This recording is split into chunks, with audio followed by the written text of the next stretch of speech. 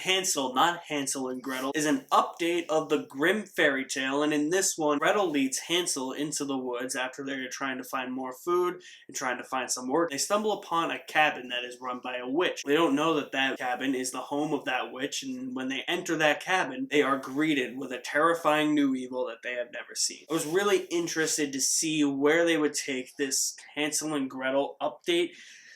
Things I'll give this movie credit for right off the bat. Sophia Lillis is really good as Gretel. I don't think she's as good in here as she is in It, but she has this whole horror movie thing down to a T. I also really like how the story focuses more on her rather than Hansel.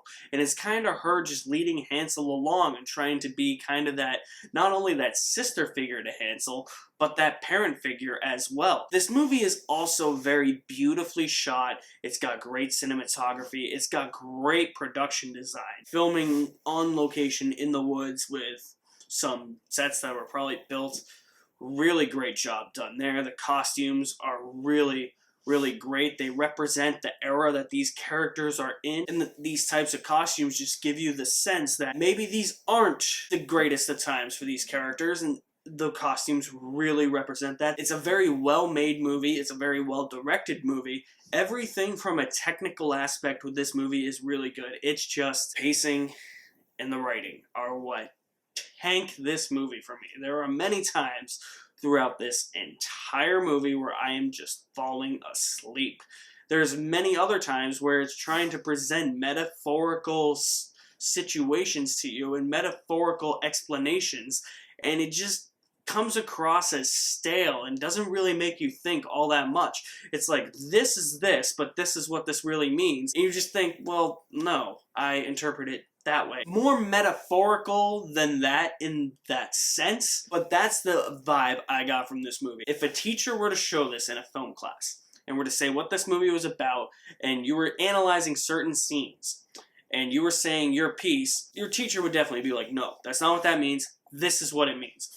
That's the sense I get with this movie. There's already also, I can tell you, gonna be a million Gretel and Hansel explained videos. Not just Gretel and Hansel ending explained, Gretel and Hansel movie explained. This movie doesn't really do a good job of explaining anything except for scenes of exposition at the beginning. And we get a voiceover from Gretel during certain scenes where she's not really doing anything. We just hear her voiceover, and then there's a giant exposition dump at the beginning of this movie in the form of a voiceover.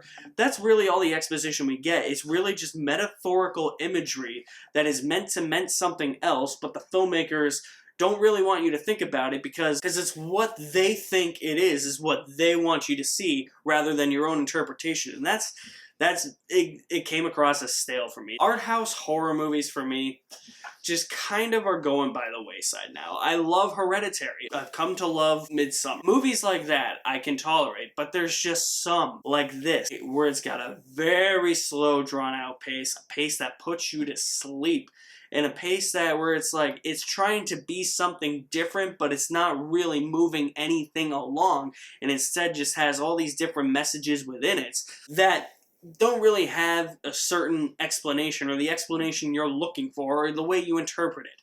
That's my problem with art house films now, is that they're just kind of becoming pretentious. And I'm not really a huge fan of that. I do think Sophia Lillis is good in the movie. I also think that this has great production value. It's a very well shot movie. The landscape of the woods is captured very beautifully. You get the sense of isolation with these characters. The costume design represents the times and what these characters are actually going through, but it's just the rest of the writing and the pacing of the movie just completely tank it. I'm gonna say you're gonna like Gretel and Hansel if you like stale popcorn. Definitely not my movie. Saw this, it is February now, so this is the first movie I've seen in February, but it is a January movie, and thank God January is gone. We can focus on other things. Thank you for watching my review of Hansel and Gretel. Stay tuned for more reviews and more James Bond reviews coming very soon. I will leave my link to my website in the description below. There you can find all my links to my social media accounts. You guys are the best. Thank you for watching. My name is Alex Madden, and I'll see you at the movies somewhere.